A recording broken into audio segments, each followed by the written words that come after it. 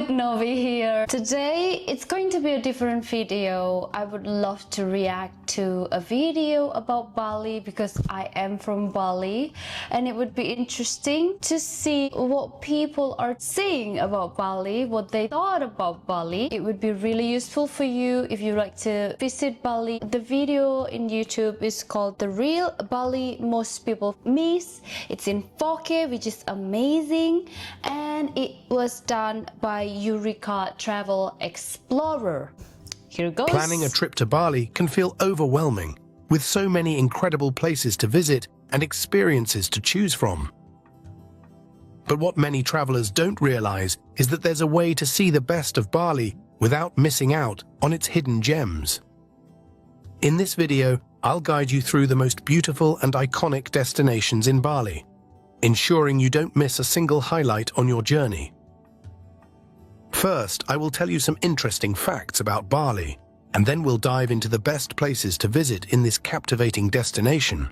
So far, yes, everything is correct. It's beautiful. All the shots are taken in Bali, from the temple, the waterfall, the rice paddy field, and houses that they show. They're all Bali. Yeah, Bali has everything. The nightlife, the culture, the quiet, the rowdy bunch of youngsters. Everything is in Bali.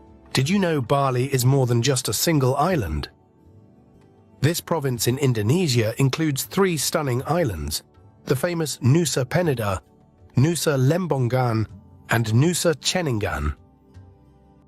Bali have 3 islands. Bali is the main island, the biggest island. Nusa Penida, Nusa Ceningan are the 2 islands that are 45 minutes away by boat in South Bali. Bali is also the only Hindu majority area in Indonesia, creating a unique spiritual vibe that's truly one of a kind. One of Bali's most fascinating traditions is Nyepi, a day of silence. Again, Nyepi. I guess it's quite difficult to pronounce it. And so yes, it is very correct. Majority people in Bali are Hindu, and I guess that's the reason why, even though it's a religious island, just like any other island in Indonesia, they fairly open-minded, and that's what people really like about Bali, because there's no judgment in the island. One of Bali's most fascinating traditions is Nyepi, a day of silence and reflection when the entire island shuts down. On this particular thing, Nyepi, yes, Nyepi is a cultural practice that is practiced by the Hindu, but it is applied to everybody on the island. When Nyepi came, the whole island shuts down. It happened from 6 in the morning until the next day, around 24 hours. There's 3 rice paddy fields in Bali that you can visit. Tegallalang is where everybody will flock.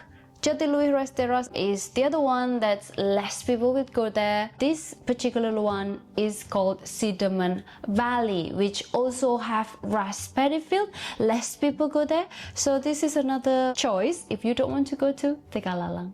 We can't miss Mount Agung. It's the tallest mountain in Bali. Climbing to the top is a challenge. It takes a whole day of trekking through thick forests and steep slopes.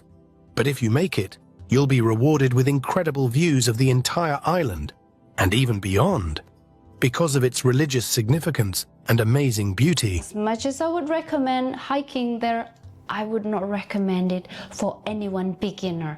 It involves a whole day of trekking to Mount Agung. You have to be ready, you know. And if you go to Bali to see the culture, to see the scenery, to have fun there, then Mount Agung would destroy your calf.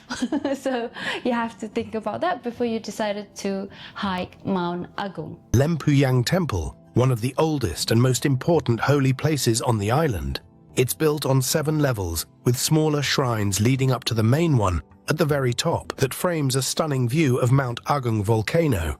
There's a special gate called the Gates of Heaven, Yes, Besakih temple, one of the most amazing temple in Bali. And although this is one of those places where everybody flock there, it's very well known. A lot of people would put this on their list when they visit Bali. But because of how amazing it is, that won't take away from your experience there. Totally recommend to queue up for the photo, to visit a couple other locations in the surrounding area, and you would have a beautiful experience there. Most important Hindu temple on the whole island. Built on different levels, like a giant staircase. Each part is like a mini temple. Besakih is incredibly old, likely dating back thousands of years. Its importance as a holy site stretches back to prehistoric times. Yes, Besakih temple or mother temple in Bali is the biggest temple in Bali. People use it until now, but it's also open for tourists. Padang is the perfect place to wind down after your eastern adventure. This charming coastal village boasts beautiful beaches and amazing diving spots. It's a ferry port for other islands.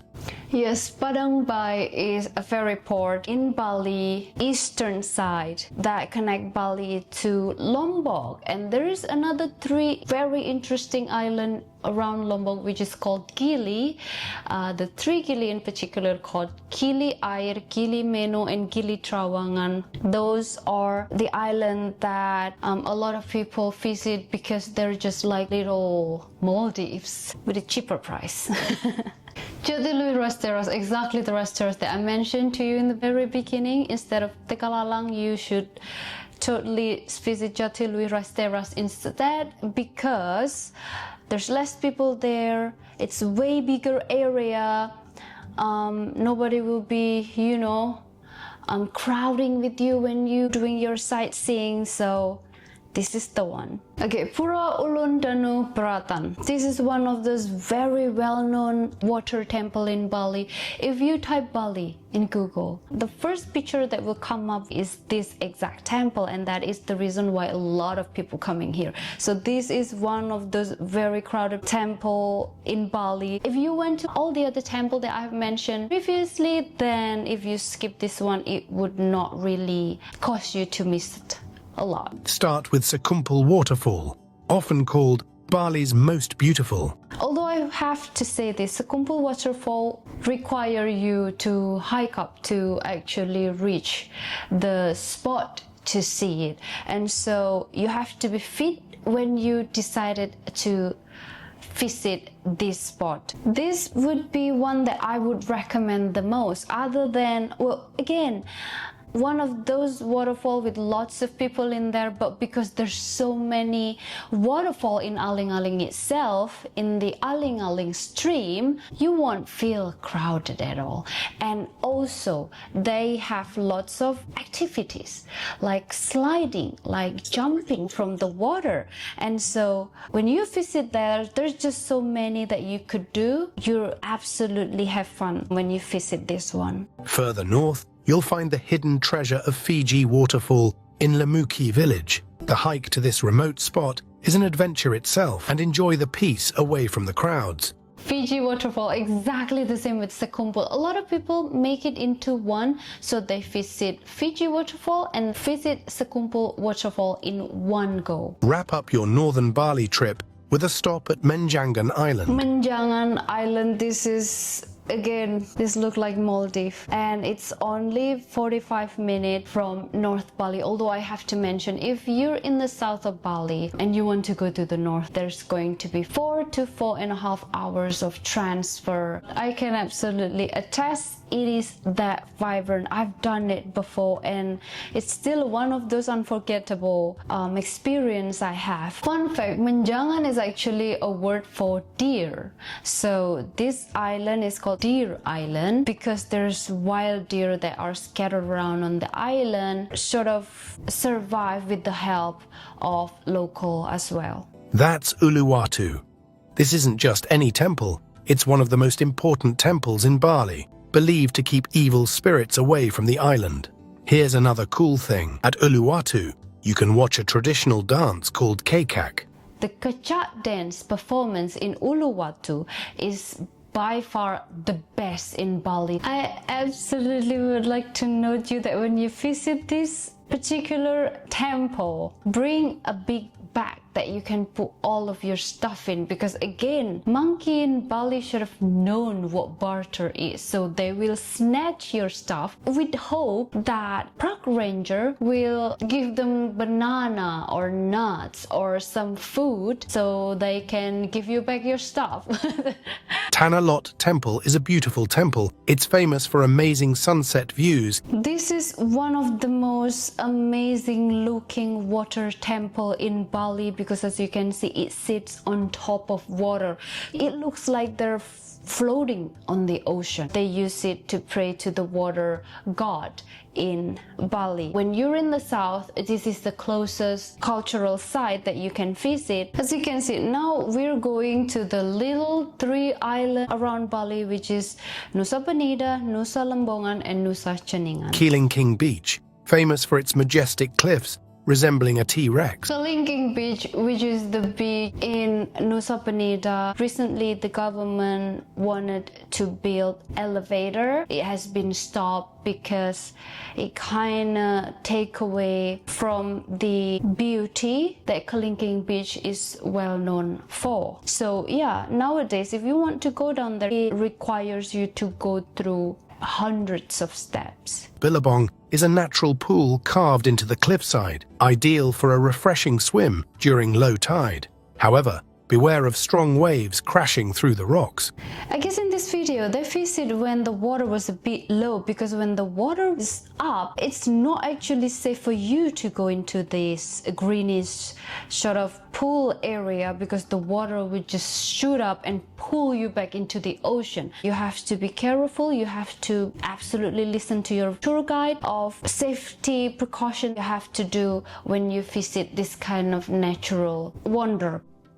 And so I guess that's it from Novi. I really recommend you to come to Bali and see what's in there. There's so many things, hundreds of things you can do in Bali. Thank you for watching. Let me know if you have any other video that you would like me to talk about. If you want to watch another video, here, and here. See you next time.